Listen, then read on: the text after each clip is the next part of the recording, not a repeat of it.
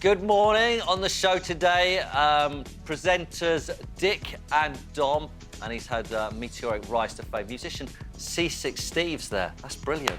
They're joining us for some Sunday lunch, and the best this week's telly is something for the weekend.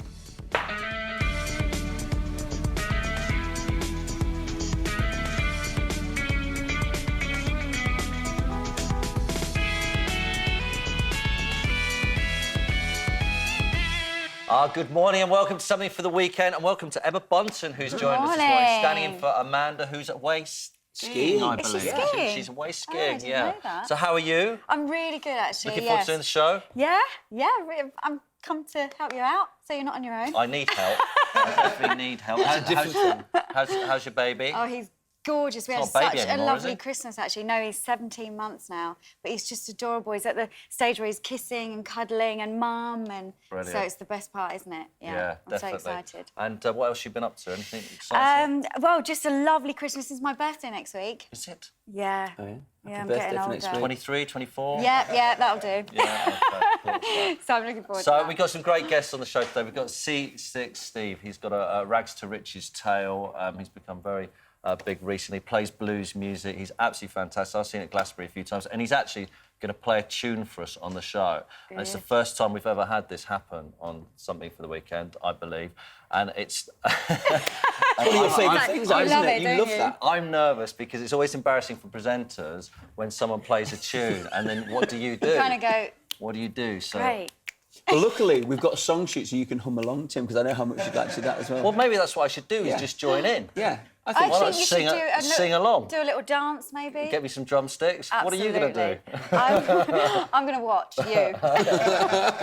Dick and Dom are also on the show talking about their new show. They're all going to be taking your emails, so if you've got a question to ask them, search for Something for the Weekend on the BBC website, bbc.co.uk, and drop us an email.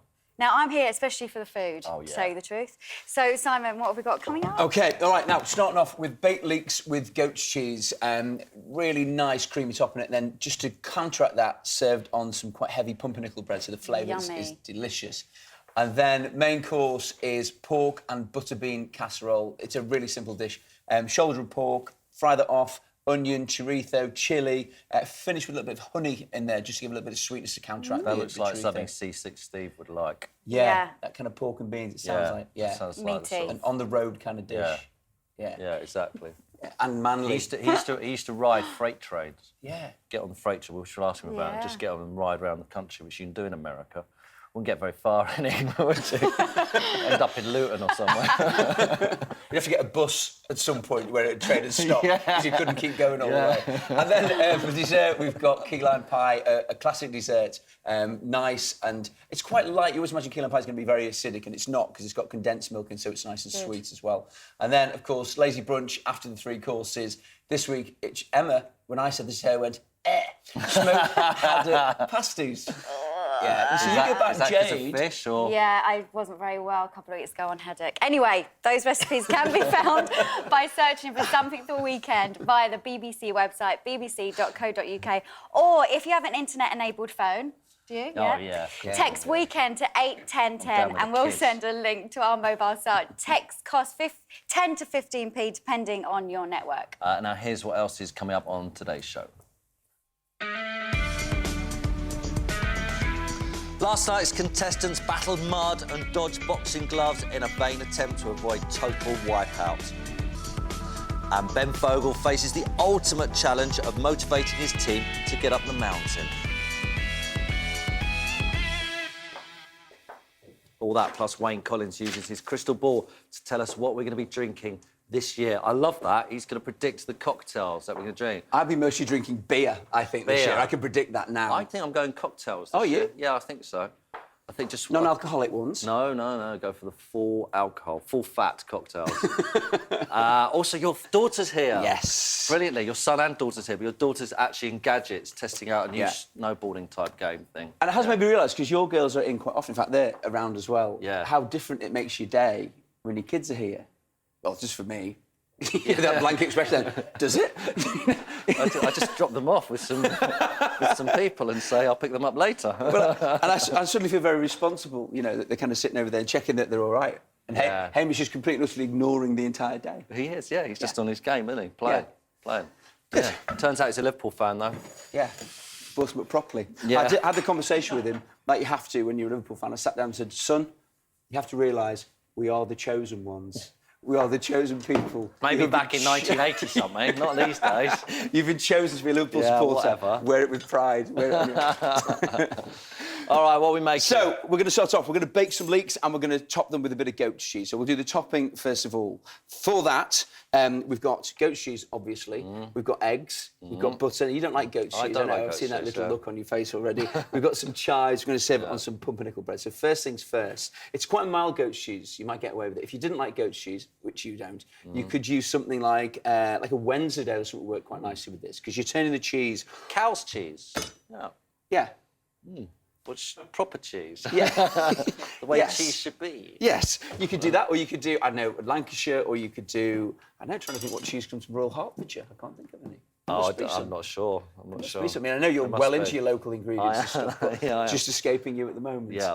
So, first things first, just roughly chop that, stick the butter in as well, crack the egg in, snip the chives. Well, roughly chop it. Well, really, because all we're going to do, we're going to blend it with Okay. an electric whisk, so it just makes it easier to blend it together. You could crumble it if you want, whatever works for you. And then I'm doing what? All of it, all the cheese in. Oh, all of it? Yeah, all of it. I'll help. So, what do you make of the caca scenario? For anyone who doesn't know, and if you don't know, where have you been? Man City have got some sheikhs, some Arab owners now, and they're the richest club in the world. And they've put a bid in of 100, I think it works out 108 million, does it? It's $150 million, 108 million pounds or something, and £500,000 a week. And it looks like he might go. And I got myself in so much trouble. Why? Because I was doing my radio show, with my football radio show on 5 Live, and I was just getting excited about it, thinking, look at all that money. I remember Zidane going for 50 million or 49 million, thinking, wow. And apparently I'm enjoying football too much. Apparently I'm supposed to be miserable about it, but I don't see why. Well, Everyone seems to think it's the death of football, but I can't work out why it is. Well, no one else can be able to sign him for that money, so if it means he gets to play in the Premiership, we get to see him every week, then I don't really mind, really. No, not do I don't find it particularly problematic. I just wish it was Liverpool. I wish that they'd actually bought Liverpool and Liverpool were in that situation. But you, of course, as a Chelsea fan with your... Yeah, but it makes Roman, our Russian Roman, it makes him look poor, doesn't it, in comparison? It does. What am I doing with these? Right, snip them. Scissors are always a good thing to do with Chad. I don't mind it at all. I think if he's going to be there, I mean, I don't know, It's ridiculous money, isn't it? It is. Ridiculous, but, I mean, how does it affect everyone? I don't know. I don't know. I'd like to see the better Kaka players are on play the over Premiership, here, the better it is. That's the thing, I think. That's what I think, yeah. OK, so snip all those, crack the egg into it. But I just assumed on Wednesday when I was doing my show that it wasn't going to happen, so I was just having a bit of fun with it. And it looks like it is going to happen. It is absolutely mad, isn't it? Yeah, it is crazy. Do you remember when Zidane went from Juventus to Madrid, though? But I remember when Abramovich took over Chelsea and all of a sudden... enough of them? Yeah, that'll do, yeah. Butter goes in as well. And then we're going to whisk all that together with the electric whisk. When Abramovich took over Chelsea with all of his millions, all of a sudden it did make... I think the danger is it makes more average players suddenly become more expensive. Yeah. And I think that's the only danger. But people say it's going to ruin football, and yet Milan in the 80s dominated football, bought everyone, didn't they? Vieri, and they got everyone, like record signings, and they didn't kill football. Madrid didn't kill football. Chelsea haven't killed football, and Man City won't. Football's too big. Yeah, it is. And I think at the end of the day, whoever you support, then whatever your circumstances financially, you just get used to it. That's what happens. That's brilliant. That'll do it. That's fine. So what we're doing is you just whisk that together. So what we're doing is we change it from just being cheese. So the cheese and the butter means it will hold together. It makes it nice and creamy. It's fine. You don't do anything for the time being. Now, what we've done with the leeks, we've just cut them into this sort of size, I don't know what's that, about sort of 3 to 4 inches. Roast them with a little bit of olive oil and some garlic. And of course, what happens is that the outer layer of the leek then becomes a little bit crispy. So peel that away. You don't have to. It just makes for nicer eating because we're going to bake this again. And they can be a little bit stringy. So if you get rid of all of that, it means you've got lovely, soft, silky leeks instead of them being, oh, hello, instead of them being a little bit crispy. OK, so that all gets peeled back. And then what we do is we're going to top it with our goat cheese mix that you've put together so expertly. OK, this, again, if you want to kind of add other flavours to this, bit of bacon in there would be quite tasty as well. You know, you kind of go for that, I reckon. Bit of meat in it. I think that'd be good. OK, spoon that on top. How much? How thick? Well, probably just about all of it, really, Tim. Oh, all of it? Yeah, because what you want is a nice layer. And the good thing, because you've got the egg in there, which is going to set it. You've got the butter in there that makes it nice and creamy. So you get this really delicious layer on top. That just spread onto a bit of bread and using it as like a rarebit mix works really well. And again, you could use any cheese you wanted. You could use red Leicester, would be good in it. We've mentioned Wensleydale, whatever you fancy. But the goat cheese just gives it a good flavour. Leeks and goat cheese, I think, is a good combo, even though you don't like it. But, as I say, it is a mild goat cheese, so we might get away with this one for you. That's good. Beautifully done, the extra bit in the bowl, it's fantastic. Into the oven for about 15 to 20 minutes or so. And the smell, when it comes out, is delicious. So what we get... For you, maybe. ...is that... That doesn't smell too strongly goat cheese, or does it to you? Because I like goat cheese. I'm never sure whether... Yeah. Is that a bit overpowering for you? There's something in it, isn't it? It's just a bit... It's kind of like a tanginess. Yeah. A bit too tangy. But it's nice. Maybe I'll grow to love it, because I used to not really like mature cheddar, and now I like it. So maybe it's that. You like that? What did you used to like? Just make you kind of sweaty, doesn't it? Makes you sort of... gets you all hot. Don't you find? Cheese gets you a little bit of sweat going? No? No? I bet there's people out there. Hey, don't mess with me. I bet there's a reason why you get a little bit of... No? They're the one Remember woodlice and prawns? Oh, and that's the one... Yeah, I can't believe And the that winner one. is... I can't believe that one last week. If you didn't watch, Tim said he felt that woodlice were like prawns. I said, what? How ridiculous. And then Stephen Gates said, yeah, you're right, there is a similarity. They are actually from the same family. Yeah, they wouldn't let kids or someone eat them on his show because they were like prawns and people can have problems with prawns or something, so... I hated that moment. Absolutely hated that I love this bread, by the way. moment. When you go to Germany, you get lots of this stuff, don't you? Yeah, you do. Right, so That's what we've so done, we've just sliced that, and then, look, it's beautiful. So it sits on top, it's nicely set, onto the pumpernickel bread, which is just a sort of a heavy, deep flavour for it, because it's quite light, all of this so far. And then goat's cheese, you like goat's cheese? I love goat's cheese, but I've got an awful thought in my head now of Tim sweating. Honestly, it's an image you not really, very really don't nice. want ever. But I do love goat's cheese. Some girls have enjoyed that. Historically. Do I get to have a taste? Can we all just get on and eat the food? Eat your food. What are you making for main course? Main I course, love we're going to do pork and beans. There's a bit of chilli in that. That might right. make you sweat as well, You're too. not going to taste it?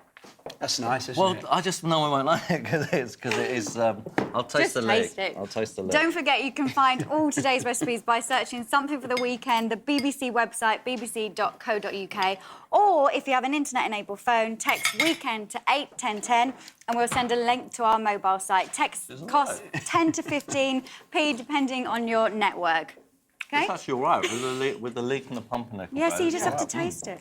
Now it's time for Deja Vu, and a show that many of us grew up with. See if you can guess which year this particular episode of the Generation Game was first broadcast.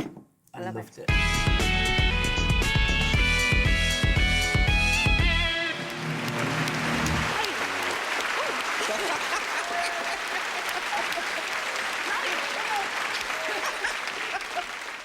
I've got something to tell you, Larry. Oh, go on, tell me. I met this boy outside the theatre. You didn't? I did. And you know what he says to me? No. He said that he thought that on the show I was really good. Did he? He did, and he said that he liked the way I talked. What did he say about me? And he said he liked the way I walked. Yeah, but what did he And say he liked about... my clothes. And Yeah. he liked my shoes. But what did he say about and my me? hair. Oh, yeah, but you. Well, I asked him, I said, what do you think of Larry Grayson on the show? What did he say? Who's he?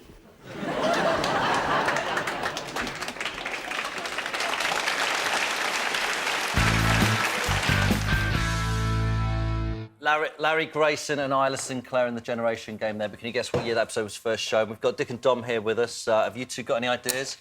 A little bit before my time. So, Oh, yeah. I remember same Brucey with me. doing it. Same I remember with me. Brucey. Yeah, Brucey, Brucey did it, yeah. I know, Woody. Oh, he looks quite 60s. 1973. Ooh. 68. 68? 42. Emily, you can have a guess at this. Just I say can't number. actually guess because there's a clue coming up and I know the answer. I'm going to go... For me, it's 78, 79. Which one are you going for? 79. No, 78. Oh, I don't know. Can I see you later? No, make a choice I now. want to see the guess. Make a choice now. If you can get a guess, Well, the well, I clue can't- is Trevor Francis, first £1 million signing. Oh, 79. Bring it back to football. Go on, Tim. So tight. Well, that's the clue that I've got it from. Anyway, we'll bring that clue in a minute's time. OK, welcome to the show. How are you? I hear you've eaten in Simon's restaurant. I live in Manchester, so Dom came up to see me and, I went in Greens. Is it Greens or Green? Greens, is it? Simon? Greens, yeah. Greens, yeah. Yeah, lovely. And I'm vegetarian, so we took it for a very special vegetarian meal. It was great. Had the veggie black pudding, which sounds a bit weird, but it was we've great. done that. It was we've amazing. done this on the show. So you live in Manchester. Where do you live, though? I'm London. I'm West London. OK. For a few years. But I'm from Devon.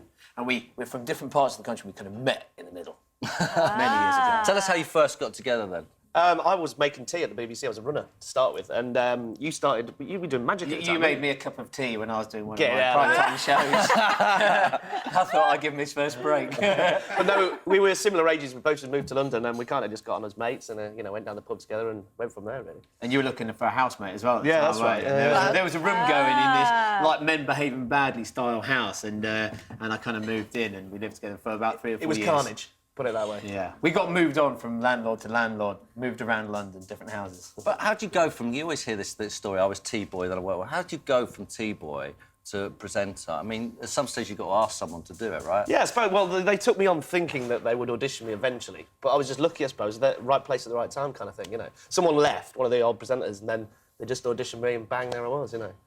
So is it hard when you're put together as a couple that you can't sort of escape each other? It's like Richard and Judy, really, and you're living and working together for 5 years, and of course, that can become difficult. We had many fights. Slammed his head in the fridge door a few times. You actually did do that, yeah. Yeah, and then eventually when we live opposite ends of the map now, and so when we meet up, it's cool. We get on great.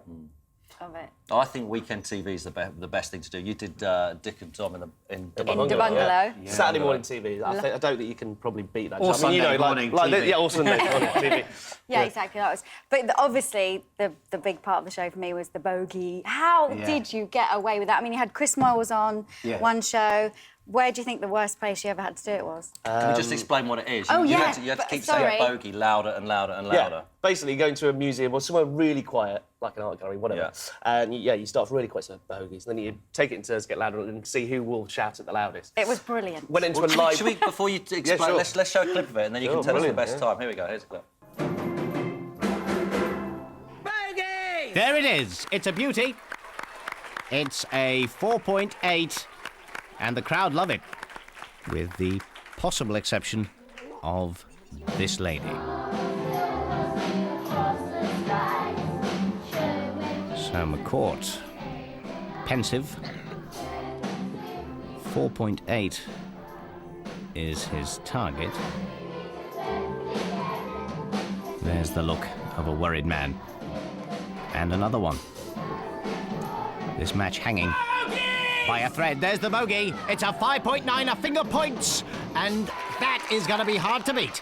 In fact, Wood resigns. Let's see it. Yeah. I won quite a lot of them, actually, didn't I? I had more bottle than him, you see. Bigger gob. We went into a library in Glasgow. I mean, library's silence. And it was... Oh, in the end, we were just on the floor, weren't we? We were just howling with laughter. That particular one was done in a nativity performance Yeah, it was. in a school in Alperton. Now, they didn't know what we were doing there, especially the woman in front who had about 5 sovereign rings on her finger. We thought we were going to get them all imprinted in our face. She realised that it was all I mean, fun. it's embarrassing watching it, let alone having to do it. Well, we just made the best of Dick and Dom in the Bungalow, and that's going to go out 26th of January. Yeah, in the mornings, every day. And watching them back just brought back all those horrible memories of playing bogeys. It was terrible. Does that mean Dick and Dom in the Bungalow is coming back? Well, a mashup of the best stuff. No, but are you actually bringing it back as a show? Well, do you know what? We'd never say never. Yeah. And when we watched, I'm not saying we're at all on par with this show, but when Shooting Stars came back, and we watched that, we thought, do you know what? And they left it 10 years. We thought, could we bring it back? Yeah. Maybe Christmas special, maybe. A Christmas special. would be a good idea. I've had untold Spice Girls on this show saying they were never going to get back together again. There you go. just do it. We got the band back together. We did, yeah. Maybe. But you've now got Legend of Dick and Dom, which started beginning of Jan. Yeah, a couple of Fridays ago. And but now you get to act. Yeah, Was that always the plan? Or? No, not at all. It's something we never even thought of. We've done panto before and all that kind of thing. Yeah. But no, never thought about doing a comedy drama. But the head of Children's BBC, Anne, she gave us a script. We said, yeah, let's go for it. You know, why not? Give it a whirl. The producer was the same producer, Yeah. Dick and Dom and the Bungalows. We knew we were in safe hands, and you know, we recorded it with a mate of yours. Yeah, Chloe Bell. And the first time I saw her after she'd recorded it, I said, Dick and Dom, can they act? And she went, yeah, they're really good. She said you're good. We had a screening of it on Friday, and the exec producer stuff at the end, Joe, and he kind of went, and it's a revelation, you know, because we didn't think they'd pull it off, but they actually can act. So what's it about? Could you give us a quick rough guide to what it is? Well, the backstory is we're a couple of princes, and the village that we live in, they've all gone down with this plague, haven't they? We're sent out on this quest to try and find certain ingredients to make up a potion to get everyone better in our village. And we come into a few scrapes and meet some interesting people along It's the a way. medieval comedy. Do you remember Maid Marian and Her Merry Men? Oh, Tony Robinson did yes, years ago. yeah. That's when we were kids, you know, watching that. It's that kind of vein. Bit of Blackadder humour in there, you know. Well, we've got a clip with you two Stupid. and Chloe. Here you go. Let's have a look. And you're gonna love this. We've made you mashed potato. What? Oh! Oh! She won't like this. The chief won't like this.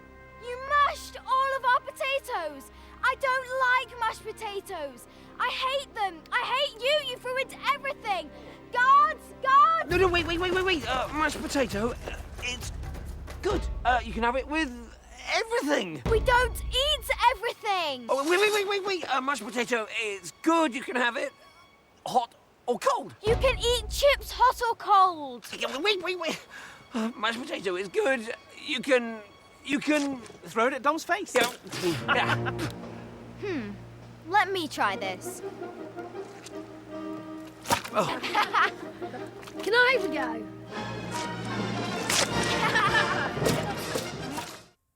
Yeah. That day was... I felt for you, mate, that day. It was cold, it was raining, and that put me in one of the worst moods I think I've ever been in. He was. He gets in a right stinger. You can't stand the mess, though, can No, you? well, no, I don't just mind it. when your head is incarcerated in MASH, you know, it's just not the ideal way to spend your day. But Growing up with Gunge being a big part of television, I've always wanted to be Gunge. I've never been Gunge. But I understand that Rachel Stevens was on your show and she didn't want to be Gunged and walked off. Is that That's right? correct, yeah. It was for one of the first shows we did. Yeah, with one of the first a shows that we had celebrity on. celebrities, yeah. And there was a game at the end of the show called the Creamy Muck Muck Finale, where basically you just lobbed a load of custard at each other for about 2 minutes. Brilliant, great laugh. Two Motorheads, Ace of Spades, you know, just carnage. Anyway, but she saw a clip of it and said, nah, I'm not doing that, and just left the studio. But she was told to bring spare clothes. She brought spare clothes, and she just didn't want to. I can understand why. But, I think it looks fun. Would you not want to do it? I don't know. Well, part of me would love it. Emma, Another part, we've got a you know, dressing room full we of have to costumes. get- You and us. After the show, can I join in? You come and film it all. We'll get mucky together. No, I don't think so. I think I'll stay dry. Have you met her since? No, yeah, I Oh, saw her yeah, at you Strictly did, Come yeah, Dancing. I went to watch Strictly Come Dancing, and it was a little bit awkward. Oh, Bit eggy, really? I have to yeah. say, literally, she wagged her finger at me disapprovingly. And I'm, what can you do with showbiz? Oh, no. Well, listen, cheers, guys. The lads will be staying with us and taking your emails along with musician C6 Steve, who's top man, isn't he? Have you had a Yeah, chance we've to been chat to him? chatting away to him, yeah. Well, He's got some I'm interesting watching too, stories. if you want to ask him anything, search for Something for the Weekend via the BBC website, bbc.co.uk, and drop us an email. Now, you two are bound to love this show. Lots of mud, difficult games, and total humiliation for the contestants. It's our favourite bits of last night's total wipeout.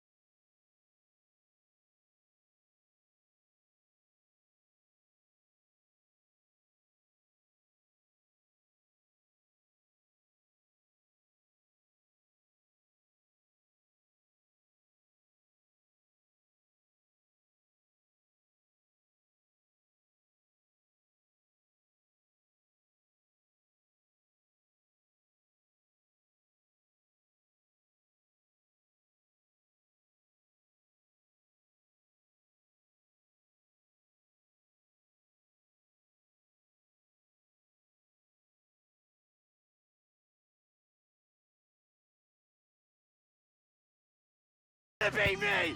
You have to forgive Johnny. He's only 9 years old. No bear's gonna beat me! Come on!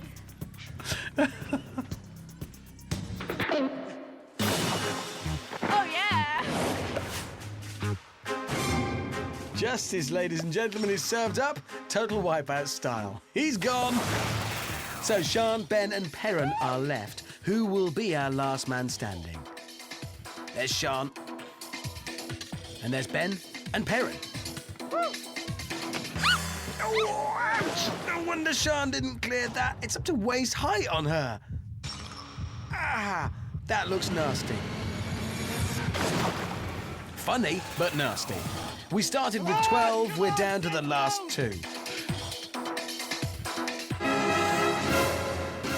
Hold your horses. I think, Perrin has definitely just fallen off. So, I think that looks dangerous. it was fun, though. It was fun. It's not news night, is it? No, not quite. It was fun to do. I just had Catherine, the producer, say it's filmed in Argentina. You just told me it's filmed in Mexico. Oh, is it Argentina? Well, I don't know. I don't know. Well, we know now. If your producer's telling you the truth. Well, she doesn't know, does she? She's a producer. All right, now here's what else is on the show today. The incredible sight of shape-shifting shoals of herring in last week's swarm. After Warren Glastonbury, C6 Steve brings the blues home to us. And Ben Fogle tries to keep the group happy as they set out for the summit and the ultimate challenge. All that plus Wayne Collins predicts what cocktails we'll be supping in 2009 in our Gadget Roundup. A new laptop with built-in broadband means you can go online anywhere and follow your daughter. She's doing a bit of snowboarding. Yes. She's good, she's good, yeah. It's good. Now time for photos of your versions of our recipes up here on the fridge. Now, if you've not watched for a couple of weeks, then at the moment our themes are facial hair, moustaches are still good, dogs in football kits obviously still really good, and Tim's looking surprised. But there's one that someone has just added themselves, which I like, and I think we should push with. But starting off, first of all, with good surprise expressions. That's brilliant. Very good. Jules Wood and Darren Mann from Corby in Northampton. He's wearing Villa shirts. Brilliant. With the parmesan aubergine. Good cooking It's as well, shot. It's the first time they've seen a camera. That's good. That's the I look like we're it. going for. Nice composition as well, I think, Tim. Villa are doing well. Might Yeah. get 4th. Great manager. That's what they got. Very good. Now, facial hair. First facial hair of the day. This is a fine tash from Jamie Skyhill from Ramsbottom in Lancashire with the veggie moussaka. That is genius. I like that. Sadly, it's not real, though. What? Apparently not. You're joking me. It's a class moustache. I like it a lot. Now, this is the one I think. I want to add this next week, Tim. I think thumbs up, cheeky Thumbs up. wink is looking good. What was the show when we were kids? They all had to do that to the camera. Oh, yeah. What was that? I can't remember what it was. They all had to line up, all the kids, and do that. And this is Tim from Royal Hertfordshire. And spawned a career. So I think I'm liking the old thumbs up and kind of up's cheeky good. wink. This is Louis Marcus from South Woodford in London with a veggie Wellington, which fell on the floor apparently, but that's good. That's good work. I like it. More poor quality tashes from Sophia and Ricardo from Canterbury with the veggie moussaka. They look like paper, I think, paper drawn on, but nonetheless, good effort, loving your work. And the final tash of the day, in a true chef style, is Jack Cowan from Renfrewshire in Scotland with lamb chops and the winter store, obviously sporting an Italian shirt. Good work. So if you're going to have a go at our recipes, I want to show your dish on telly with a tash or a cheeky wink or a surprise expression or an animal in a football kit. Search for something for the weekend on the BBC homepage, bbc.co.uk, and send it in. Right, our starter was goat's cheese and leek. Now we're going to make something which looks delicious. Pork and bean casserole. Yeah, so this is a very simple thing. I always think when you do casseroles, they should be simple. They should be something that anybody can do. You need a bit of time so they can cook slowly, so you've got all those nice flavours in there. And the other thing I always think with casserole is make sure that you don't make the pieces of meat in particular too small. If they're too small, then one, it means that the meat can actually tighten so it becomes a little bit chewy. The other thing is, as it starts to break down, it can become a little bit like dog food. Right. So I think you want big pieces. Now, what we've got pork shoulder here. Now I've got my pork nice and brown in the pan. Just put it out of the pan there, and then you've got all these beautiful remnants of the pork fat in there. And the smell of that is How do you lovely. stop it going chewy? Is it just by cooking it slowly? It's a really slow cook, yeah. And obviously, And if you surround it cook by any moisture. meat slowly, will it become more tender? More or less. Certain meats, the more you cook them, the tighter they'll become. The general key is if you want to make something nice and tender, if it's a cheaper cut of meat, is to do it something casserole style or something where you surround it by moisture, so the moisture breaks it down. So it's a very slow cook with moisture. And when you say slow cook, what are you talking about? 5 hours, 4 hours? Oh, the longer the 2 better. hours? I mean, this I would say as a minimum 45 minutes. Right. If you can do it for kind of 2.5 hours, then it would be absolutely beautiful because you'll really start to break it down. Okay, so pork is sealed up. Is there a tipping point though? You get to a couple of days. Yeah.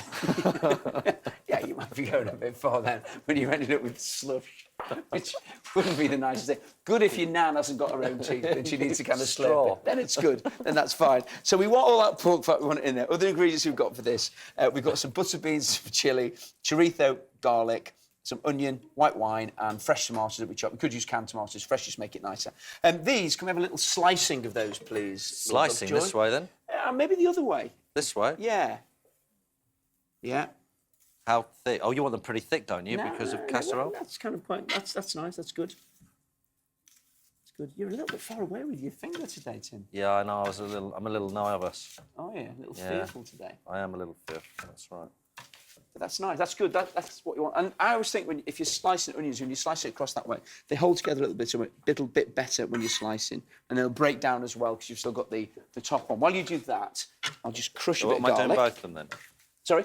Am I doing both of them then? Yeah, both halves. Crush the garlic, the chilli. Again, we've got bird's eye chilli, so it's nice and spicy. As spicy as you want, really. Are these This will go going in straight in your the pot? pan, yeah. So you've got all this pork fat in there, which is going to help put some flavour in there, which is what it's all about. And then, of course, to add to that porky quality, we've got our chorizo. And again, big chunks of that. You don't want it too small. I'm not enamoured with the colour of the pot, you know. Enamoured? I'm not, I don't find them that aesthetically pleasing. I think they should be a red-orange colour, like that. Don't you think? You're not liking it because it's not particularly a food colour, the blue. Don't you think it... Yeah, I know what you mean. Or a green? Because I know at your dinner parties you like to serve things out the table, don't you, in their I pots? do, in the middle. And it wouldn't go with your... I know, because you've got so much colour and pattern in your dining room. The decor of black and white, which is everywhere in my house. So that goes in, that goes in. Then ideally cook this out for 6 or 7 minutes or so. So you're getting some colour on the chorizo, you're getting some flavour in there, the onions soften, the chilli starts to cook, the garlic starts to cook, you've got lovely flavour. Once you've done that, and I would cook that relatively slowly, then crank up the heat and slap in your white wine. And then, as that goes in... What sort of white wine do you need? Just any? Anything? Anything. Anything at It needs to be drinkable, though. I think that's quite often a Really? mistake as well. You know, when people say, yeah, I've this wine I've had kicking around for 2 weeks. If you're not going to drink it, then don't cook with it, because it will still taste horrible. Right, OK. But maybe something... It doesn't have to be good quality. If you've got something that, I don't know, someone's given you as a present or something, I don't particularly like this to kind of drink, but there's nothing wrong with it. You know, if it's a grape that you don't particularly like, it puts flavour in it. Now, once this goes in, have a good old scrape around so all these last bits of the pork come off the bottom of the pan and all of that flavour and all those bits start going into the casserole. Again, let that reduce down a little bit. Once that happens, then what we do is we pop in our tomatoes. Good. We pop the pork, all of that goes back in. Like that, and the smell of this is beautiful. I have to say, the smell is... You can get all the wine through now with the pork. Lovely. It's really So really all good. of that combination is lovely. And the fresh tomatoes... I think that's the hardest thing about doing cooking on this show, is they don't get the smells at home. No, and also, the good thing as well, because you respond very much to smells, as we all do. And I always know if you're going to do something because you'll comment on the smell. Well, say, for example, with the goat's cheese, when that came out, I love that smell. Yeah. Because you don't like it, then Yeah. Yeah. It's all right sort of thing. So this goes in. Now, you can, if you want, put the beans in straight away. They will break down a little bit. I don't mind that. I don't mind if they become almost, you know, like a self-sauce. If you're worried about that and you want to keep the beans whole, just towards the end, pop them in and stir that around. But what you want to do is cook this, as I say, minimum 45 minutes. Ideally, I think a couple of hours works beautifully well. So what we get is this. But there's more. There's more that we're going to add to it. I mean, look at that. That is delightful. Really lovely smell, lovely flavour. We're going to sweeten this up and freshen it up as well. So we've got a little bit of honey and a little bit of parsley. The parsley, of course, is nice and grassy, so that will give it a freshness. Then the honey will just sweeten up a little bit of the other flavours in there. So, Tim, if you want to chuck that in and that in and give it a gentle stir, and then we're going to serve it just with a bit of garlic bread. All the honey? All of it in, yeah, just drizzle it in and give it a quick stir around, and you'll just sweeten up the flavours from the pork, which adds to it. And you need to do it at the end. You don't really want to cook out the honey. You're just putting it in there for a little bit of added flavour. And then the garlic from the garlic bread will just work with it. You could serve it with potatoes if you wanted. You serve it with rice, whatever you want to do. That's nice, isn't it? Yeah. OK, so then to serve, look at that. That's proper food, isn't it? That, if you're going to have your tea tonight, get out and buy all this stuff and have it for your tea, because it'll be absolutely magnificent. And you can play around with it. You know, if you haven't got chorizo, a bit of bacon will do. If you haven't got butter beans, kidney beans will do. The basic principle is a bit of pork, a bit of tomato, and then whatever else you fancy. Beans and onion of some description is all that we need to do. And then alongside it, so you can dip a bit of bread into it. We're all coming. 1, 2, 3. Oh, only one. Of course, veggie. Dom's a veggie. Dom's a veggie, so he can't eat this. I know you do mean for about it. the smells in the studio, though. It's good, isn't Yeah. it? Wow. Smells Have a little Right, taste go for of it, this. yeah, I'm yeah. going to have a taste as well. Right, where's... I let's love get a bit. chorizo and I like butter beans. Right, I'm going to get some pork. Yeah, I mean, chorizo biscuit just as a plate on their own. That's nice, isn't it? And that little bit of sweetness from the honey. That's lovely. Wow. Pork's my favourite meat. That's rare. This is really nice. It's got nice big flavour. So What are you soft. making for dessert? Doing key lime pie. Yummy. I love desserts. So that's going to be my favourite dish, I think. Now, don't forget, all of today's recipes are available by searching for Something for the Weekend via the BBC website, bbc.co.uk. You sound like animals. Or if you have an internet-enabled phone, text weekend to 81010 and we'll send a link to our mobile site. Text costs 10 to 15p, depending on your network. Can you hear this? Wow.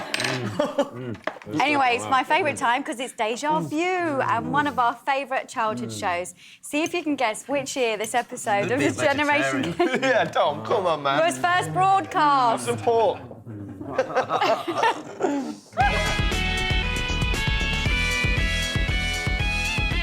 Jackie, you speak English. No, what I mean was you speak... No, just a minute. No, just a minute. You speak Spanish, French and German. That you can actually say, shut that door in Spanish. Yes, that's right. Go on, then. Cierre la puerta. So you say something too. I can say it in Swahili. You can say, shut that door in Swahili. Oh, go on, then, do it. Funga Malango.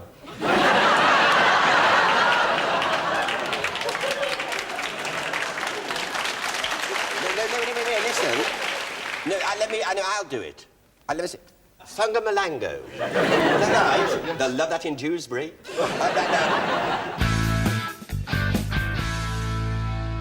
That's the Generation Game there, but can you guess what year that episode was first shown? I'll give you a clue. It's the same year that the first Star Trek film, the motion picture, was released in the UK. It was also Trevor Francis' biggest ever.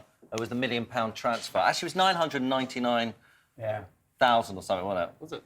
Yeah, Cloughie refused to make him £1 million, didn't he? Is that right? Yeah, I think so, yeah. Not football So, fan, the biggest transfer to date, if Kaká doesn't go through, is Man City paid $32.5 million for Robinho from Real Madrid. That's not going to happen with Kaká, is it, really? I think it is. you know. What's You were Kaká, you would, wouldn't you? Yeah, but he doesn't need any more money, does he? So what's he thinking, you know? You don't need more millions when you've got millions already, do you? You know what I mean? And Will you stop earning, then? Kaká. Yeah. What do you think, Emma?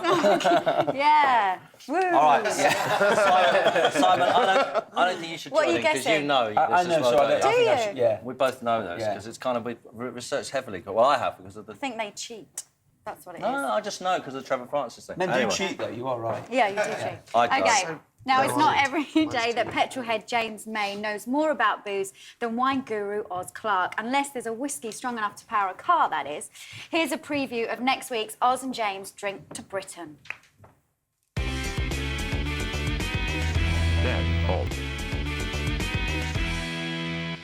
And you can see that episode of Oz and James Drink to Britain on Tuesday at 8 on BBC Two. Now, our next guest has had an incredible 2 years after appearing on Jules Holland's New Year's show in 2006. He's gone from obscurity to playing the main stage at Glastonbury. He's also had a best-selling album, and now he's got a new single.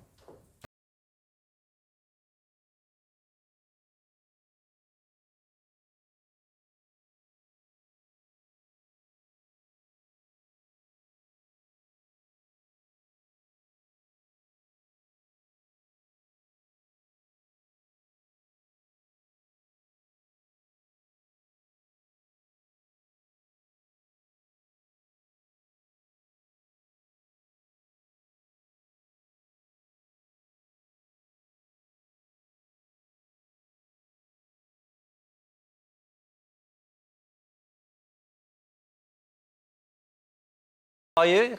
I'm alive and kicking. That's good. So is it true that, like, 3-4 years ago, no one really knew much about you?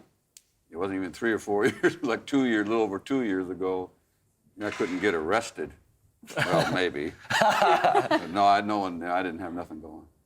So can you believe where you're at now? You get to be interviewed by myself and Emma Bunton. That you get to perform at Glastonbury. I mean, I saw you at Glastonbury twice, and is that an unbelievable situation for you? Yeah. I keep, a lot of the time I feel like I'm in some strange dream. I'm gonna wake up living under a bridge again, Oh, that was some funny dream I just had. No, from going from nothing to something so quick, especially, when you're an older fella, I don't know, it's unbelievable, Probably only could have happened here in England, though. So it literally all kicked off when you did Jules Holland's show, is that right? How did you get to do that show? I actually don't know. I know that Charlie Gillett, he's a radio presenter, and a few different people have been telling the Jules Holland people about me, because I played a little bit over here in like just some small club, and but they didn't seem to be interested, and I didn't know anything. I didn't even know what Jules Holland was, and then all of a sudden they said, "Oh, we want to come and see Steve play," and I was playing at I think it was the St. Aloysius Social Club down in the basement of a church, in working man's club down there, and but they couldn't come to the show. So they said they were going to come to the sound check, but they said we heard they were coming in the taxi. So the two producers come, and I thought one of them was the taxi driver, so it started, I was going to give him a tip.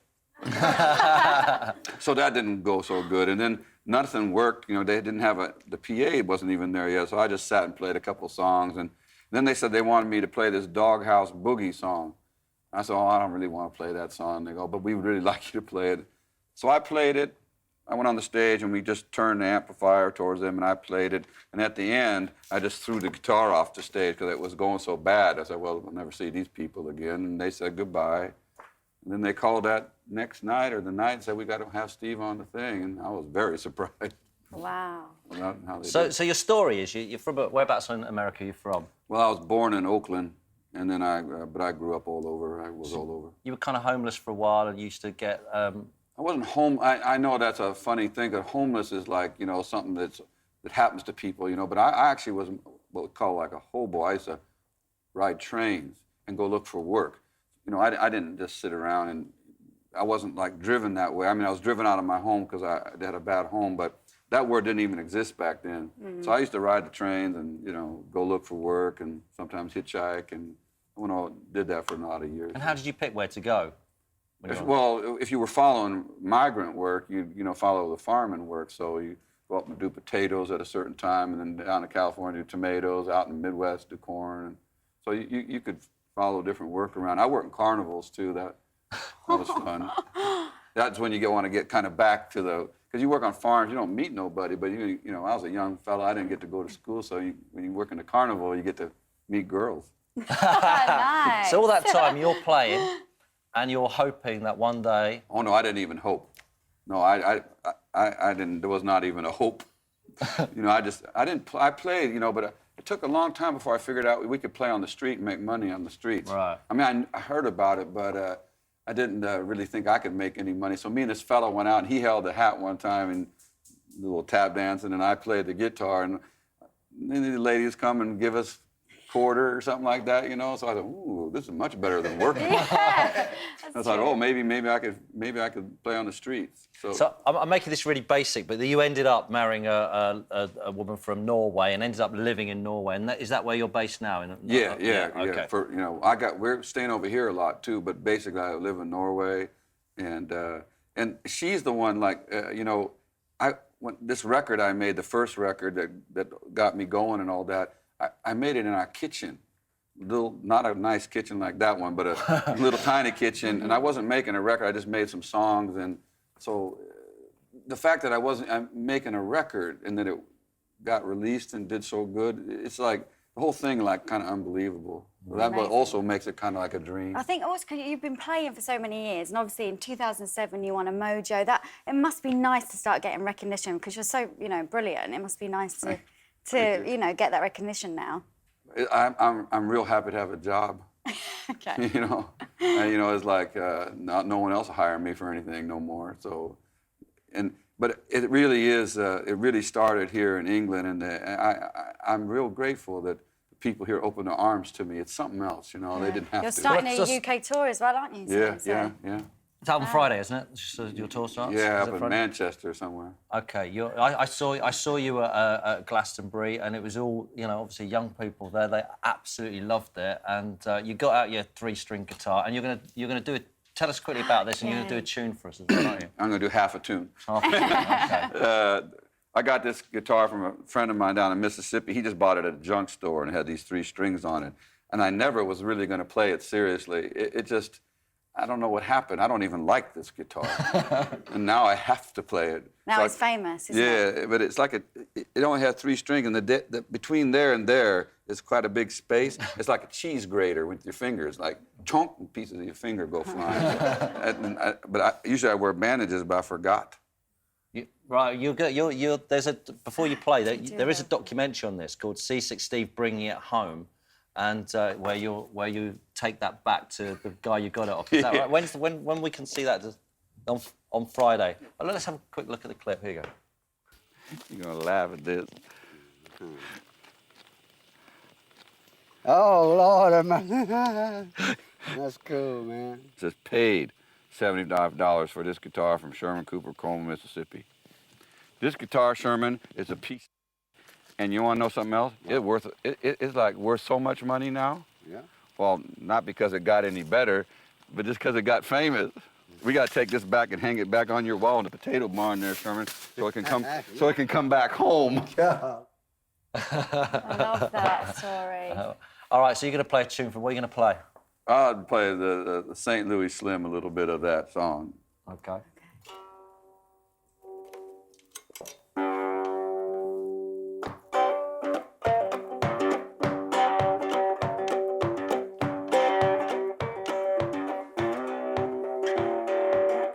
Here St. Louis Slim lost a leg just outside Bensonville. For some damn reason he was riding on the bumpers, acting like a young man will.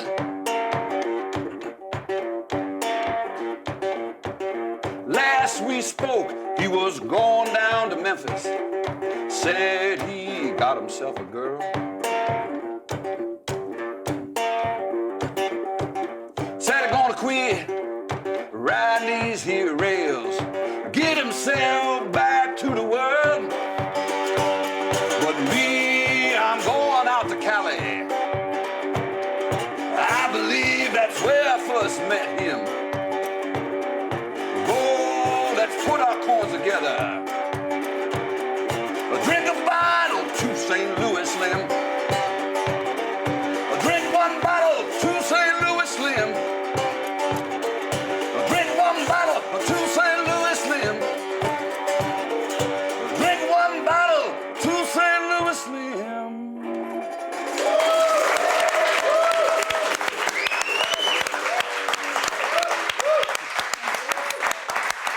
So you're off on tour on Friday. People can come and see you all over the country. Yeah, going around. I don't know all the places, but I know I end up at the Hammersmith Apollo. Yes. Cool. Like that. Yeah. Okay, that's good. I'll come there and watch you. And what's You're both welcome. If you... Thank you. I'd love to. Yeah, I'd love to. What's the album called? It's got a great title, hasn't it? I started out with nothing and still got most of it left. Absolutely brilliant. You're going to do some cooking with us in a minute. You any good at cooking? Nope. Okay, that's good. Love it. Steve will be staying with us and take your emails along with Dick and Dom. If you've got a question to ask them, send us an email via the BBC website, bbc.co.uk. Now here, what else is coming up on the rest of the show? The amazing shoal of herring, one of nature's incredible invasions from last week's swarm. Simon makes smoked haddock pasties for a lazy brunch.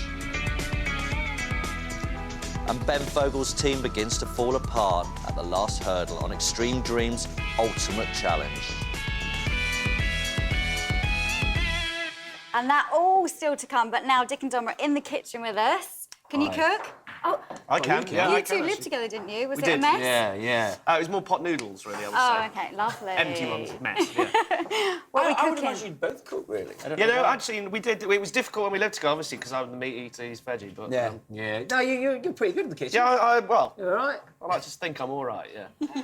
Because of you, because you're the half Jade, it's kind of like... Yes. You're training to be a chef. Is he going to do it full time? Well, he'd love to. He's Yeah. been very lucky at the moment. He's kind of training with lots of different people. He's been to Claridge's, he's been to Intercontinental. You know, he's just great. He's such a great chef, really natural. But I'm biased. But he's brilliant. Isn't it great to have a partner who's a good cook? Because, you know, every time you try and cook something, you go, I could try, but it's not going to be know. good as you do it, so you end up just not doing And it. he doesn't let me in the kitchen. Do you do the pots and pans after? No. No? No, he They does have that people too. to do I'm that. really lucky. Yeah, Bunton. Dom, look at your speaking to Yeah, here. you know, remember? No, but I'm very lucky. And of course, then he has to blend it all up for Bo, and you know, so I'm so lucky. He's brilliant. Yeah. Fine. Lucky. What's So, it like yeah. on puds? Because your favourite thing, puds, of course. Actually, he made an amazing pavlova the other week. Very good it was, Jade. Yes. But do you know what key lime pie? Don't think I've ever tasted this. OK, well, this is what we're making, key lime pie. Now, the thing is with key lime pie is nothing to do particularly with Florida. It's just that the key limes come from Florida, which is smaller than normal limes, and they are slightly sweeter. But you can make it with any lime. It's the style of it, basically. So what we've done the base already. Rather than pastry base, we just twist it slightly. Digestive biscuits, butter. I'm so pleased you said that. Like you do with the cheesecake. Yeah, it's much nicer. I used to eat digestive biscuits just with butter slimed on the top. Yummy. Beautiful, yeah, aren't they? yeah. Digestive biscuits, I think, are one of the greatest ingredients in the world because I think they do class as a single ingredient because they are just created from the digestive biscuit tree rather than ever made, and they're so versatile, savoury or sweet. I Is think. that the same as banoffee pie? Do you use digestives? Is it that ginger biscuits usually? Oh, is it? You can use anything really on a banoffee. But I prefer that to pastry anyway. Yes. Okay. Fine. So we're happy with our base. Good, all right. Yes, we're We've happy. done bases. Other things we've got for obviously we've got some limes, we've got some sugar, condensed milk, which again is one of my favourite ingredients. Lovely and sweet. One of those things reminds you of your childhood. I always think. Then Condensed we've milk got sandwiches. yeah. You know, Lenny Henry. Absolutely. Then you've got egg yolks and egg whites. The whites are whisked already. So first job, I think the Dick half of the duo. Yep. Sugar into there and whisk that until they're nicely combined. Is this supposed to that you can put it over your head and it doesn't fall out? You could try it, but because they've been standing for a while. Okay, I'll wait. Please try. No, Can I try it no, over your don't. head? You may, if No, you... it will If you fall. no. It will fall. What? He's I've broken the whisk. on. I'll press that and they flew off. Is it? One word for that, mate. Naive. Oh God. So is key lime pie is American, isn't it? It is American, yeah. And it originates from Florida because of the key limes. There we go. There we go. Have a little Oh, bit key of that. limes are originally from... Exactly, yeah. Florida. Just the Okay. particular bit with the key lime. Okay. From the key. Now, meanwhile, Yep. whilst he's doing that, a little bit of a zest of one of those. What do I do with that? Take it out? Yeah, I think go out, you can say. And meanwhile, I'll kind of cut these fellas off. That's good. That's all we need. All right. Then, you want to whisk in the condensed milk as well. Oh, okay. It's going everywhere Making but a the bowl. right pigging mess, I sorry. just... That's good. It's kind of... No, you're excitable. It's A bit of good. knuckle I like in to see it. that. It's That quite kind of good. Passion is good. It's nice. So we squeeze the lime juice out of that. Is that enough zest? One? Yeah, that'll do. One lime? Well, ideally you put 3 in, but you know, it'll cruise today. Yeah. It'll be fine. It's tiny.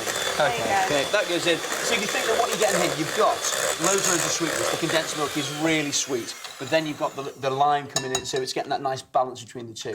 Sip that into there, Yep. and then we can mix that really rather than having to kind of whisk it anymore. Now, the egg whites we've whisked so separately, so this keeps it nice and light and very fluffy and very spongy. One little spoonful of that first of all, and always, when you do anything with egg whites, then what I like to do is the first bit, you can beat that like crazy. You don't have to worry about kind of keeping the air in that. Because what you're trying to do is change the chemical composition. So if you put a little bit of egg white in, then beat it, then you'll change the way that it is. Oh, okay. And then, once you sacrifice that to the great god of egg whites, then add all of the rest of the egg whites and then fold gently. Right. Fold In a calm gently. way. So, the first bit is, you actually lose your temper with That somebody. wasn't gentle. That wasn't... It's not very Now it's gentle. It's a bit manly. Now I that, want to see wasn't that more delicate side of your nature. Oh. Is that you? Hello. Who's that? Simon, we got one of your Oh, airs. it's a blonde. One of my backers.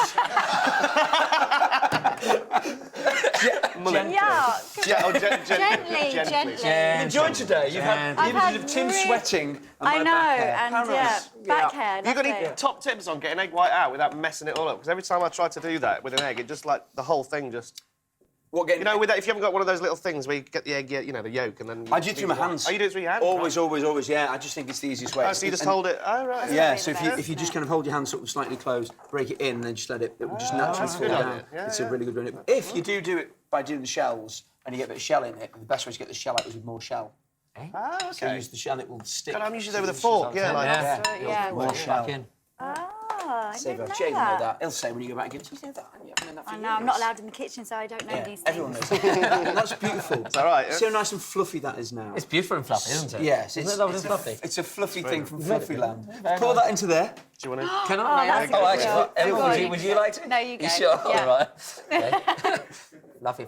No, that's nice. Oh, lovely. Gentle. Yummy. I'm really excited about tasting it.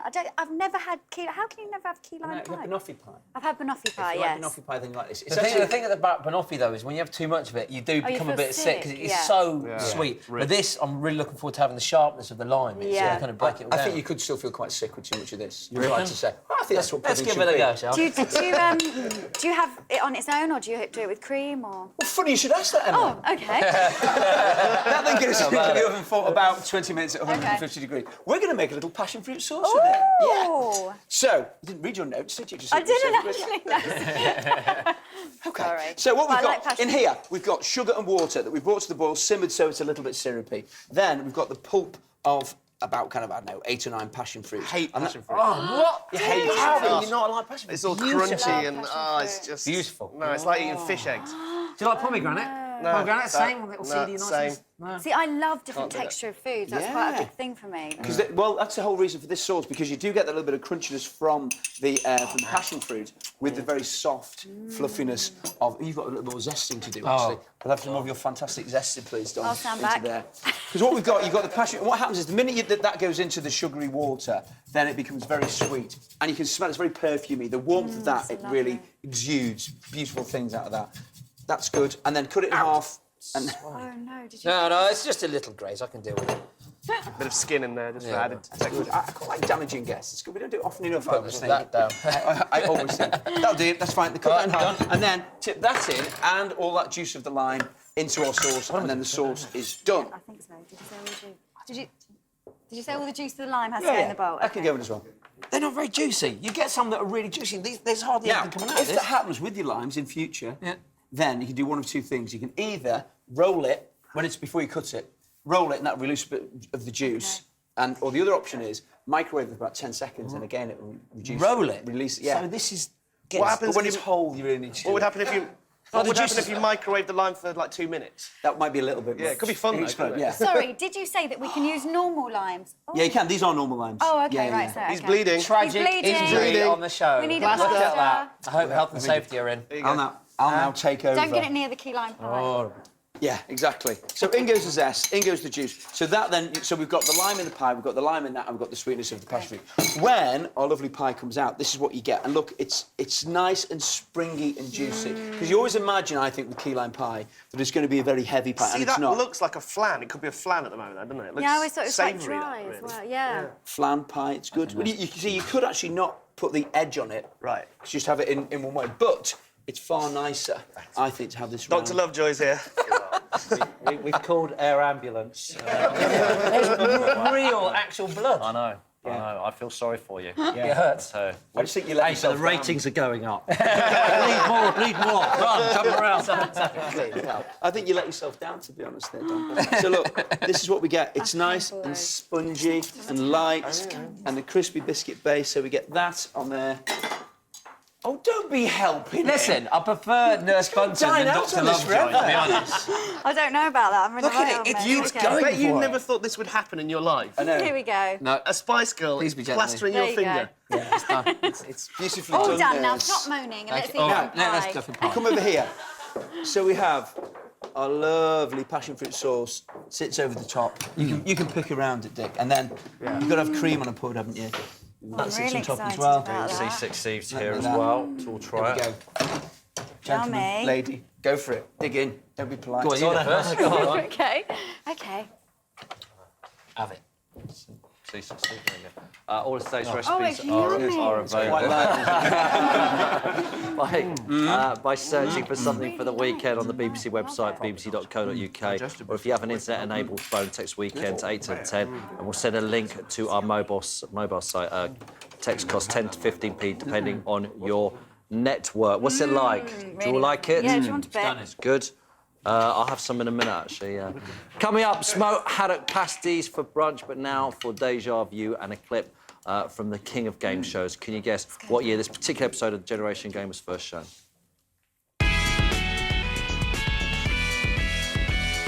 Seconds starting now. Grip, now you have to grip it. Now get the, pull it over. Now get the other one.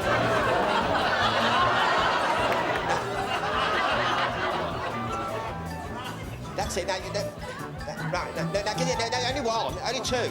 Get it out. Right.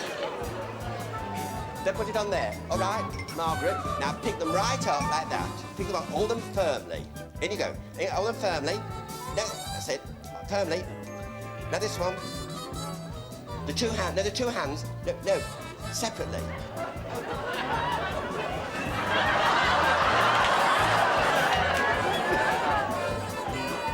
That's it, fine. That's fine. That's the Generation Game there, but can you guess what year that was first shown? I'll give you a clue. It was the same year that this song knocked Cliff Richard off the #1 spot and brought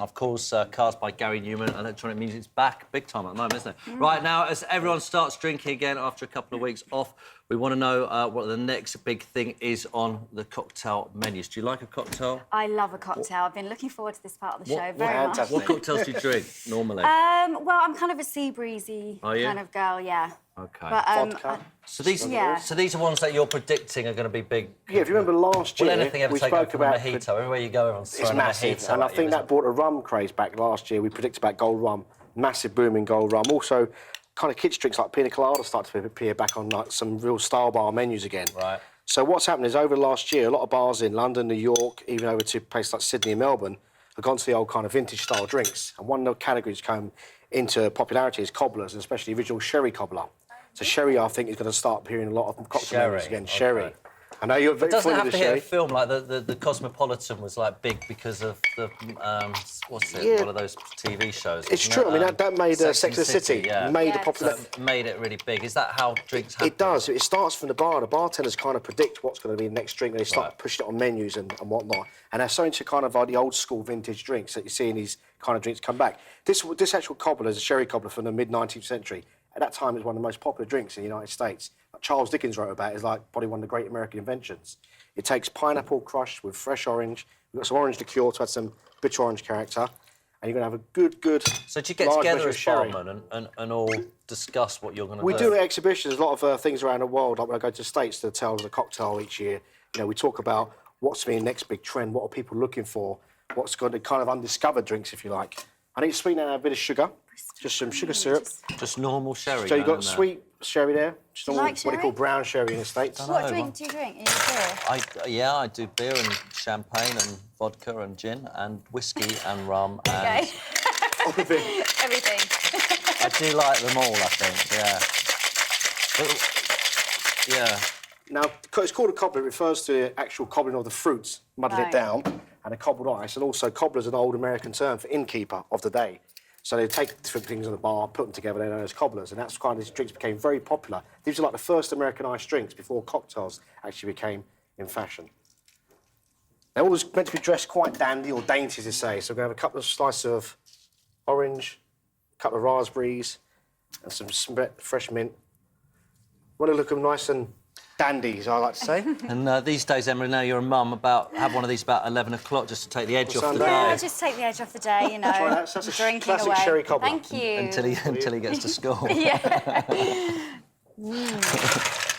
Now, another bit of a throwback drink. I actually like that. I was thinking when you were doing... Oh, I'm not going to enjoy that, but it's quite nice. You mentioned... Oh, really good, isn't it? You mentioned, Tim, the 80s. Now, this year is the 20th anniversary of the release of the film Cocktail. And one of the big drinks in that film was Singapore Sling. But this actually goes back to the early 20th century, 1915, in Raffles Hotel in Singapore. And we've got basically some lime juice, some grenadine, some gin. This is my preferred version. Everything's 80s at the moment, isn't it? You can't escape the 80s. You can't escape Every advert, everything is the 80s. That's why I think this is going to be a big drink to look out for this year, the Singapore Sling. Right. It rose in popularity. The demise probably came from people like Del Boy, Only Fools and Horses, you know, but it is one of them drinks that I think it tastes great, made well. It's simple, it's elegant, and it's got... Sorry, what's this called again? Singapore Sling. Oh, OK. So what have you put in there? Just recap, So because we've I got was gin, busy talking. lime, grenadine, and some cherry brandy. OK, cool. Garnished with some pineapple, orange, I still don't know cherry. if I'd go out and have, like, such a busy drink. No? Do you know, I don't know. Beautiful. Thank you. I said that was a big drink from the film Cocktail 20 years ago today, but making a bit of a resurgence in a lot of bars. Not like that? It's a bit sour for me. Oh, yeah. Yeah, see, that's how it is. My I eyes like are that. watering. Anyway, thanks, Wayne. And for details of those cocktails, just search for Something for the Weekend via the BBC website, bbc.co.uk. Now, last Sunday, an amazing mini-series came to an end, but the close-up action of swarms in nature that you rarely see deserves a rerun. Here are a shoal of herring who instinctively know their safety in numbers. It's Swarm.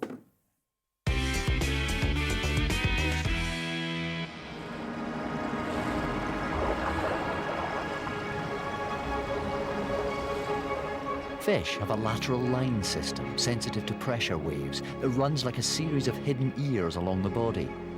This picks up the tiny movements of neighbouring fish so they can mirror each other's actions in perfect synchrony. The lateral line also detects predators. Sailfish are built to deal with this superorganism. They are the fastest fish in the ocean. But like birds, they find that dealing with a swarm isn't easy. If any member of the shoal detects danger, they use pheromones to warn the others. With so many individuals on the lookout, their senses are amplified. It's difficult for predators to take them by surprise.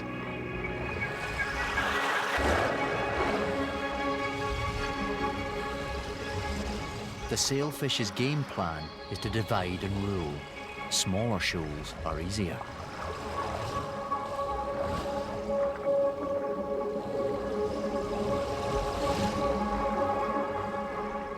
They slice through the mass, breaking them into smaller targets.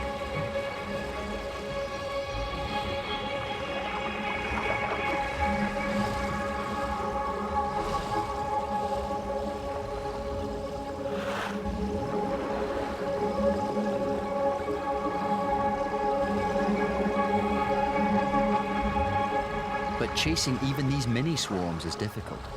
Only the weak or diseased usually get taken.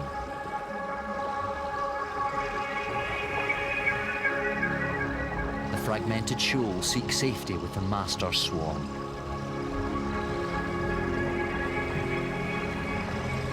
In this fish whirlpool, they communicate by resonating their swim bladders or grinding their teeth.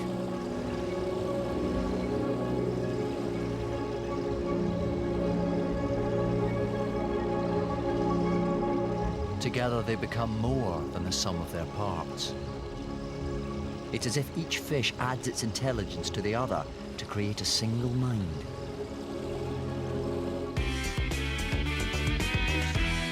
Wow. Right, now time for our gadget roundup, some things for the weekend. Our gadget guru today is Ella Williamson. How are you? Hi, Tim. I'm good, thank you. Good. You got three things for us. First one is a computer. Yeah, we've got the Dell netbook with integrated broadband. Now, a netbook is essentially a smaller, cheaper, lighter laptop. And this is the first netbook that has integrated mobile broadband. So it's just got a SIM card that slots in underneath. So it's sort of quite speedy download time. So you can just double-click, go on the internet. So wherever there's mobile signal, you can browse on the internet. Brilliant. It's quite handy, sort of a 9-inch screen. Yeah, because I suppose a phone's too small to bother. You can't sort of see the full screen. Yeah, There's lots of you're scrolling. gonna do it maybe just a bit bigger too. And also you've got a keyboard, so Exactly, it's a nice yeah. sized keyboard. It's sort of 80% rather than of the size of the fiddling normal around with the phone, I suppose. Yeah, so it's quite nice, and it's available exclusively with Vodafone, and so you don't actually have to outlay for the netbook itself. Okay. You just pay £25 a month for a 2-year contract. Okay, good. Right, what's next? Oh, we've got the lovely Flo, who are just showing us how to do it on the Shaun White. Flo Simon's daughter. Absolutely. On the Shaun White, woohoo! She's pretty good at this. Snowboarding game, yeah, she's really good. This is a game that's available on the PS3, the Xbox, and the Wii. And we're using it on the Wii because we're using it with the Wii Fit, with the balance board. You can see she's sort of extending her legs to do jumps, using the controls to do tricks, leaning forward to accelerate. You're good. How are you enjoying it? It's good. Have you snowboarded in real life before? Only once. Where was that? At the Chill Factor in Manchester. So it wasn't like on a holiday? No. Would you like to go on a skiing holiday? Yeah. Yeah. And maybe if the Imagine budget so. can't Do you think your stretch. dad maybe should take you on a skiing holiday? He probably Use the can't time. ski. I know he can't ski, but wouldn't you like to go, Flo? Yeah. Yeah. Be a bit stingy of him not to take you, wouldn't it, I know. Flo? Yeah, yeah. Or you can practice with this on your Wii. You're if the brilliant, budget by the way. can't Do you like it? Yeah, I do. Okay, good. How much is it's this? great. The game's £20 and the Wii Fit's available separately for £70. Cool. All right, what's good next? work. Okay, next up we're just going to come Flo, back you're here. coming over here, aren't you, Yeah, to do Flo's this going to show us this how to work. This is called the Fun Fly Stick. Just give that to you to have a bit of a go. Inside this, there's what's called a Van de Graaff generator, which basically is sort of an electrostatic generator. And it's going to look like you're magically moving sort of a lightweight object. Ooh. So you sort of do a sort of little there you go. trick. Wow. There you go. So it's sort of when it touches your body, it loses the static electricity. But otherwise, it's sort of using science and electric charges to sort of manoeuvre lightweight objects around. So that'd be impressive. Hey, now I've seen people do this over Christmas in toy shops. Yeah. And they always go, buy the box, get the secret. Kill that. We've just given it away, the secret. Buy the box, get the secret. So, yeah. Yeah, sorry That's about good. that. Do you like that, Flo? Yeah. Do you think Hamish will be impressed with that? Yeah. Yeah, I think so. Oh. Take it home. Okay, brilliant. How much is that? That's £25. £25, right. Thanks, Ella, and thank you Flo. very much, Thank Flo. you. Now, Ben Fogle is someone who likes a bit of a challenge. All last week, he was gearing up to reach the summit of the highest peak in Ecuador, a dangerous expedition which his team are beginning to regret getting involved with. It's Extreme Dreams' ultimate challenge. You okay? Yeah, ready. Get the weight off your feet, everyone. Physically, we seem to be coping with the altitude, but this unforgiving route has other equally debilitating effects. It's not really physical, it's mental. There's this big loud voice that says, enough already, I don't want to walk uphill anymore, I'm exhausted, I want to stop. But you know that's not an option. You've got a goal and you've got to get there. And you know, I know that physically my body is capable of doing this. There's nothing wrong with me. 29 years old, I can get up a hill. It's just about finding the strength and the guts inside to do it. Although we're determined to keep moving, the pace has slowed as our bodies struggle to function at altitude. I know my next piece of news will come as a blow. We're actually quite far behind, I'm afraid. I mean, our paces, we can't speed us up, but we've heard maybe 3 hours from here. I want you to know that that's the deal. It angered me. I became really... It's like, oh, this mountain, when is it going to give up? We're not getting into camp until dark again. When are we going to rest? I just wanted to get to the top of this mountain. And it wasn't making it easy. It wasn't, mate. It was winding me up a tree. Shall I give you a hand with that? You okay? It's pretty disastrous news that we're going to get in after dark. It's kind of the worst case scenario because we've got our ascent tomorrow, which means that they're not going to have any time for rest now. You can already tell they're completely despondent. They've kind of lost that fizz. I suspect it's going to create some conflict. As you can tell, Craig's already kind of marching on ahead, and he's now going to feel that the slower people are going to ruin his chances of getting to the summit. You all okay? Yeah? Nice kind of flat bit here, by comparison. We're going to get in after dark again, which was... that really brought me down. I was just so cross. But I didn't want to show it. I didn't want to kind of bring anybody else down.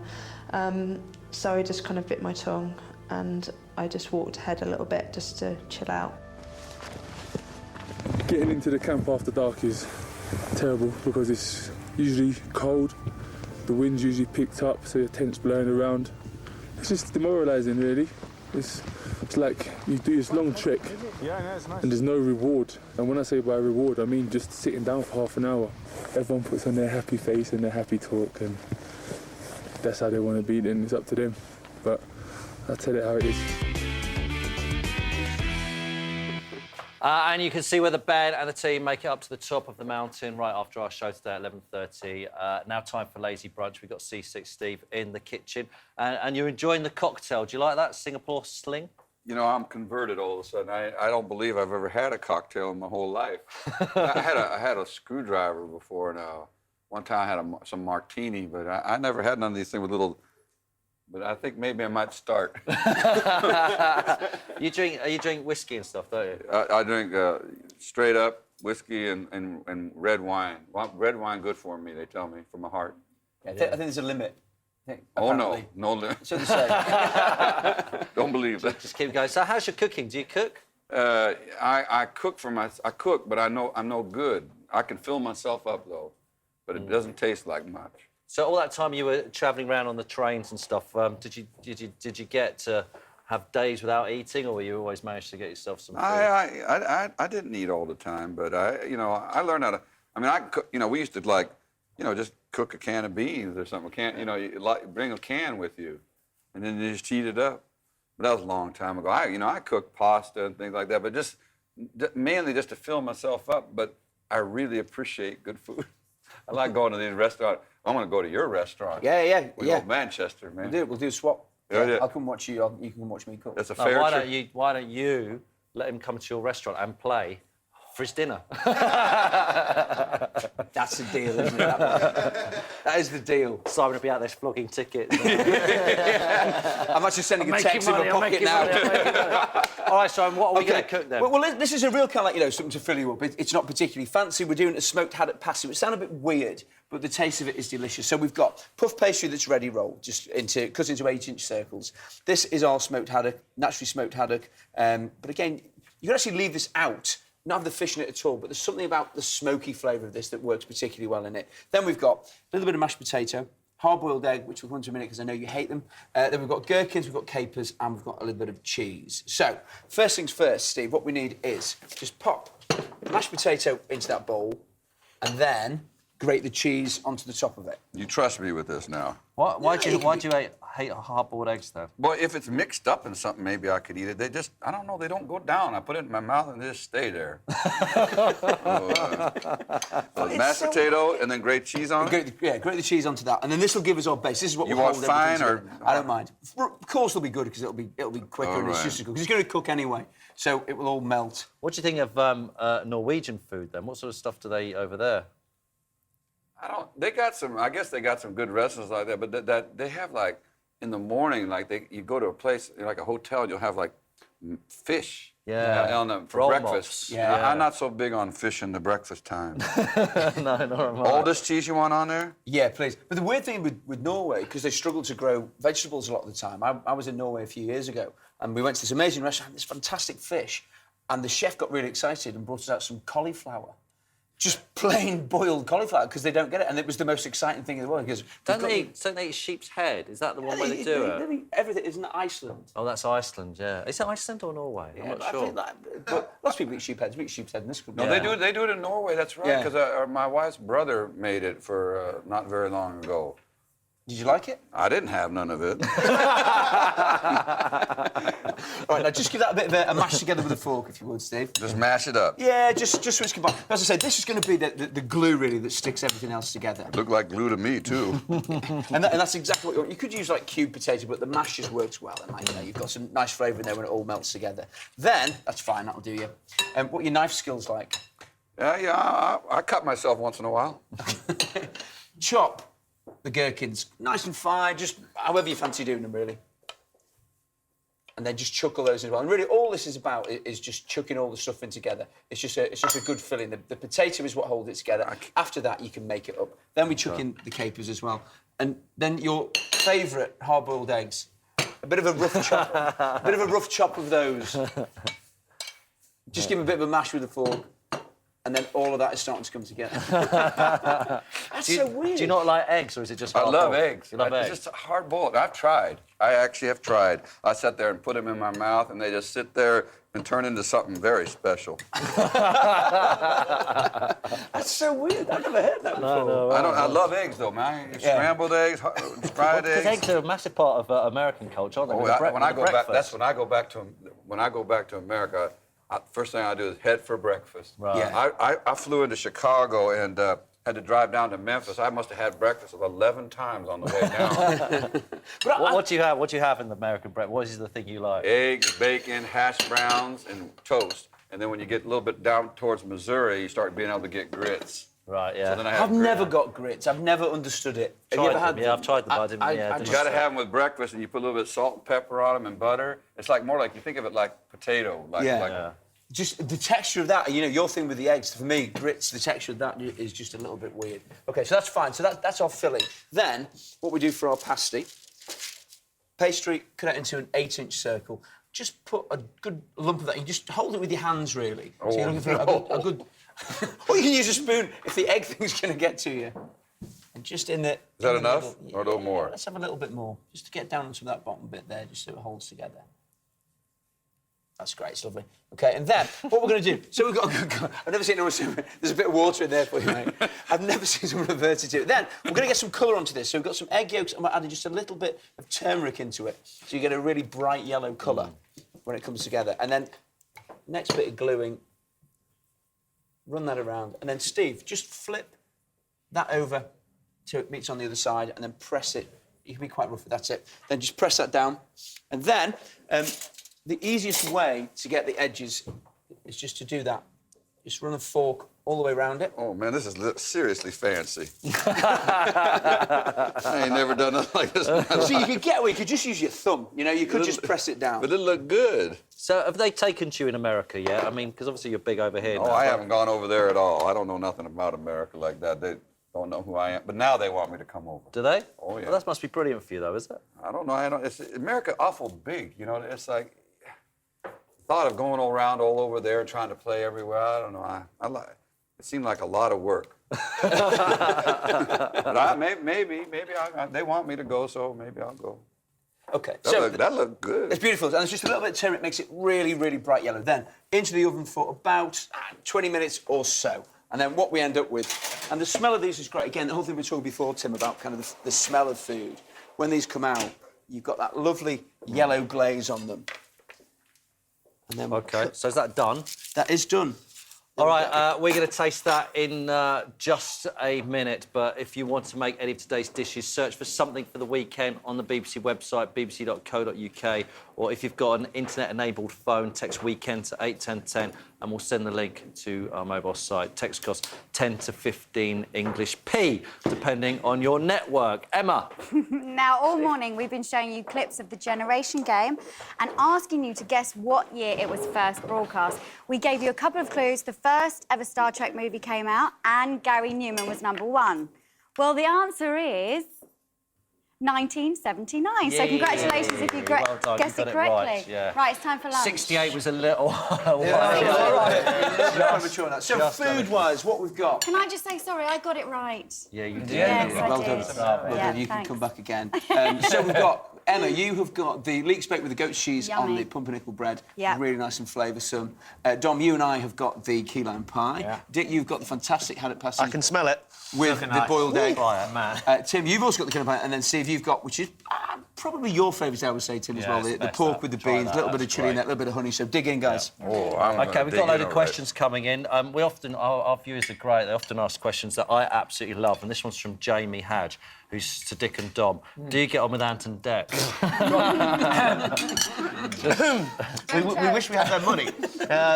We've met the guys a few times. Really lovely guys, great blokes. There's nothing you can say bad about them. They are the nation's favourite guys, and they are just sickeningly really lovely blokes as well. And funny as well. And very funny. A lot of people are asking this, C6 Steve. Why is your name C6 Steve? This comes from Richard and Michelle Franklin, this one. I just get sick on boats. That's all it is. They call me One-Eyed Tim. Yeah, why? Because there's only one eye in Tim. Okay. Just Even as I good, get isn't that. To Dick and Dom, what is your favourite moment in the bungalow? Have you got one? Probably creamy mukbang fights, wasn't it, really? Yeah, I mean, just the end of the show for 2 minutes when we used to throw the custard at each other. You just don't, you don't get that opportunity in life very that's often, just do you? fun, You know what I isn't mean? it? It's just a laugh. Well, there was one where it was quite good. Fern Cotton, who's a friend of ours, just stood in the middle of the room, and about 5 guys just stood round with buckets of custard, just flinging her in the face like this. That was quite a memorable moment. How is that, by the way? It's really nice. I didn't think I'd like it, but it's enjoy actually that? very good. This is real good. David Bean says to you, C6 Steve, now you have success, have you treated yourself to some new guitars? Nope. I've actually, I'm off and on try to go in a guitar store and buy a guitar, but they don't talk to me. I don't know why. I wouldn't mind a new guitar, but I just don't like them. OK. And another one which is coming, a lot of people asking this, Ollie says, how long did it take you to grow your beard? Well, it grows like a weed. I reckon if I shaved it off now, 4 months. 4 months? Yeah, it's just Try that, you know. We doing it? Yeah. C6 Steve groupies? Yeah. That's it for this week. Thanks to Dick and Dom and C6 Steve for joining us, and thanks for Emma for helping us out today. Next week we'll be joined by Ainsley Harriott. So enjoy your Sunday, and we'll see you next week. Bye.